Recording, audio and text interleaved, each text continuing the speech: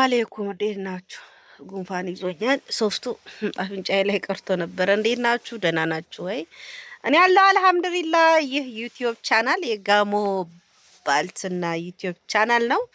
እንዴት ናችሁ? አላችሁ ወይ? ተናፍቃችኋል። እንዴት ነው? ቪዲዮቼ እየተመቻችሁ ነው ወይ? ላይክ እያረጋችሁ ነው? እያያችሁ ነው? እና እንዴት ናችሁ? ያው ዩቲዩብ ሊከፍለኝ ነው።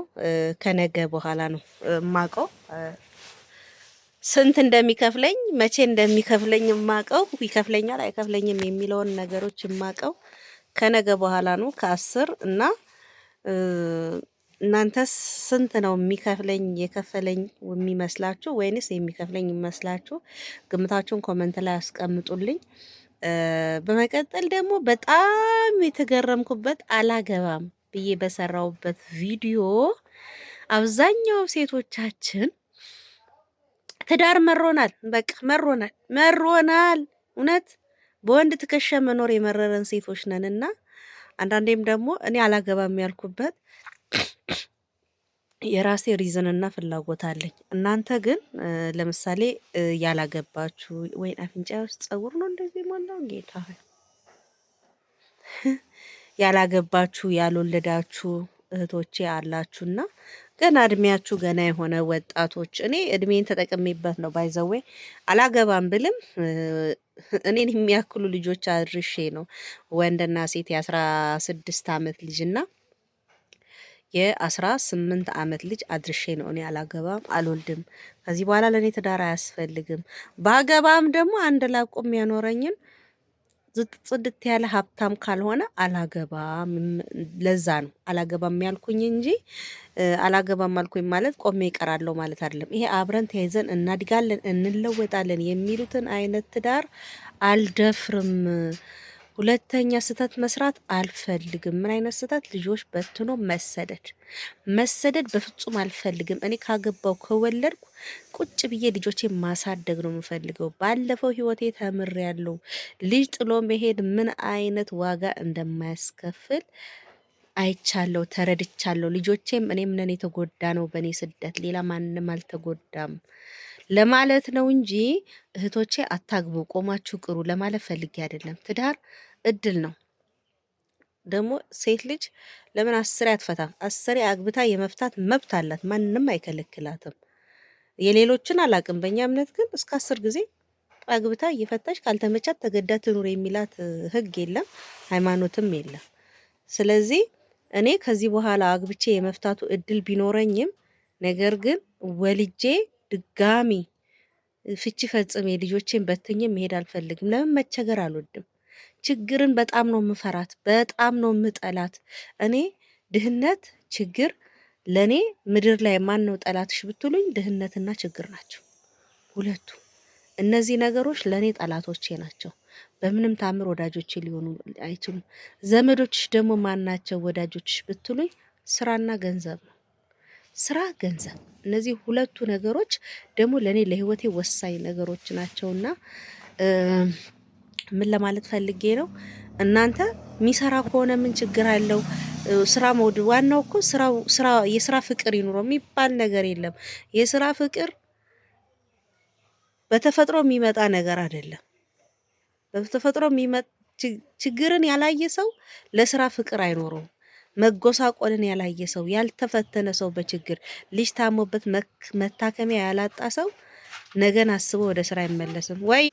እና የሰው ልጅ ወደ ስራ ዓለም በፍቅር እንትን የሚለው ወይ የቤተሰቦቹን ችግር መጎሳቆል፣ አለመብላት፣ አለመጠጣት፣ መራብ፣ ማጣት፣ መራቆት የመሳሰሉትን በበዓል ወቅት የሰው እጅ በማየት በድህነታቸው ሲንቋሸሹ፣ ሲገለመጡ፣ ሲገፉ ካላየ በስተቀር የስራ ፍቅር አይመጣም።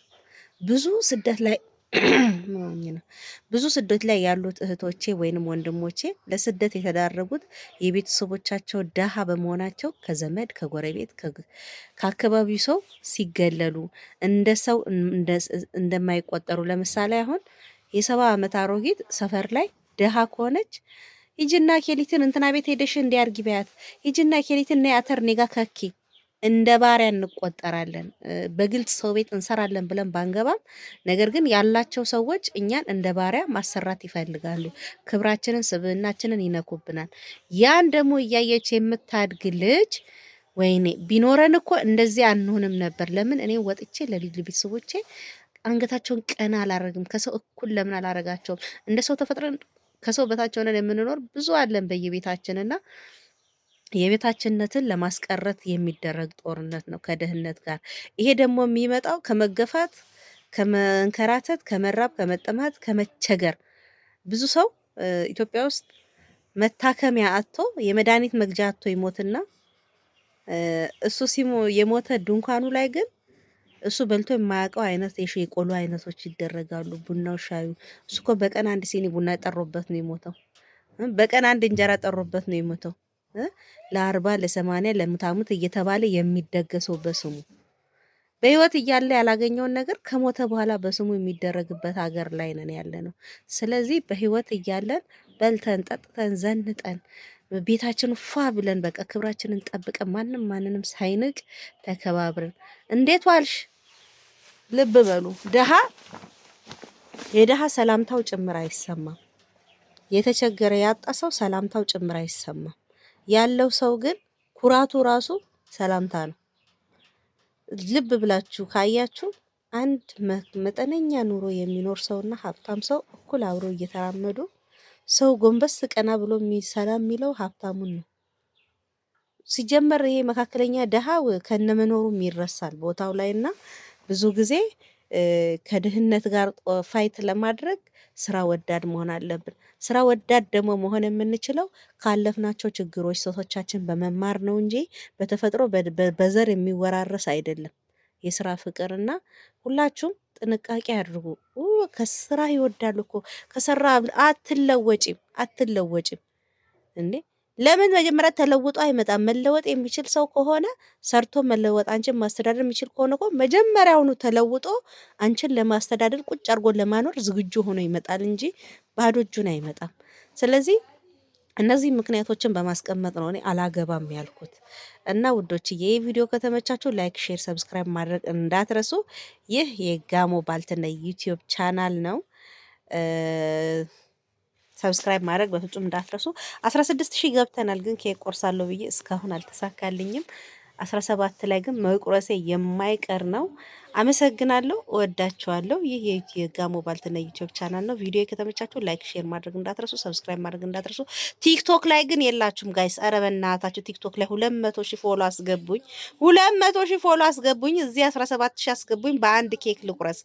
ቪዲዮዎቼንም ቲክቶክ ላይ ላይክ እየተደረገ አይደለም። ኮፒ ሊንክ ያስፈልገኛል። አካውንቴ ቫይራል እየወጣ አይደለም። እወዳችኋለሁ። ይህ የጋሞ ባልትና ዩቲዩብ ቻናል ነው።